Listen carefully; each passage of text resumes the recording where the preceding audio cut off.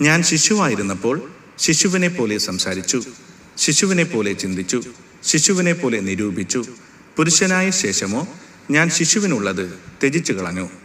ഇപ്പോൾ നാം കണ്ണാടിയിൽ കടമൊഴിയായി കാണുന്നു, അപ്പോൾ മുഖാമുഖമായി കാണും. ഇപ്പോൾ ഞാൻ അംശമായി അറിയുന്നു, അപ്പോഴോ ഞാൻ അറിയപ്പെട്ടതുപോലെ തന്നെ അറിയും. ആകയാൽ വിശ്വാസം, പ്രത്യാശ, സ്നേഹം, ഈ മൂന്നും നിലനിൽക്കുന്നു. ഇവയിൽ വലിയതോ സ്നേഹം തന്നെ. കൊരിന്ത്യർക്കെഴുതിയ 1-ാം ലേഖനം 13-ാം അധ്യായം 11 മുതൽ 13 വരെയുള്ള വാക്യങ്ങൾ.